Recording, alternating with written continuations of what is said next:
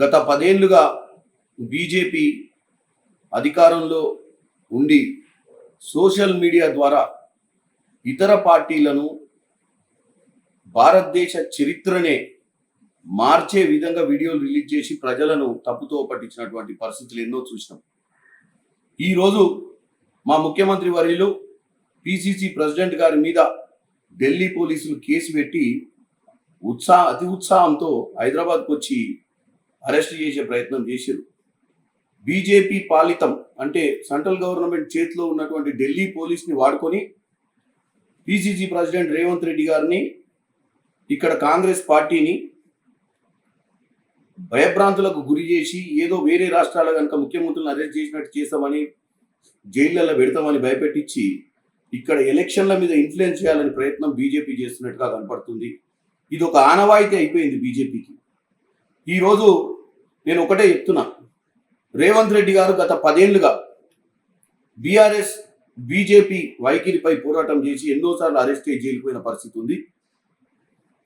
వాళ్ళు ఎంత భయపెట్టించినా భయపడే పరిస్థితి ఇక్కడ లేదు. ఒక్క సీటు కూడా రాదు అనే ఒక సర్వేలు రావడం వల్ల బీజేపీ ఈరోజు తెలంగాణలో ఇలాంటి కుట్రలు కుతంత్రాలు చేస్తున్నట్టుగా కనిపిస్తుంది. ఒక పిసిసి ప్రెసిడెంట్గా మార్ఫింగ్ చేయాల్సిన అవసరం ఏముంది?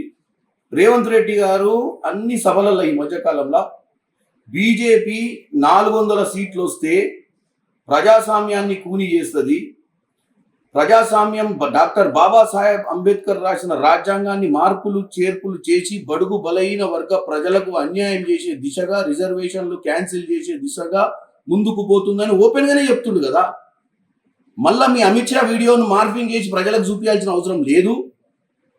ఈరోజు మా కాంగ్రెస్ పార్టీలో కూడా కార్యకర్తల మీద అక్కడిక్కడ వాళ్ళ ల్యాప్టాప్లు, కంప్యూటర్లు, సోషల్ మీడియా నడిపే వాళ్ళ మీద కూడా కొన్ని చర్యలు తీసుకుంటున్నారు. ఇవన్నీ కూడా ఒకటే చెప్తున్నాం, తెలంగాణ ప్రజలు మొన్ననే బీఆర్ఎస్ పార్టీని, బీఆర్ఎస్ వైఖరిని, నియంత పాలన తరిమి కొట్టిరు.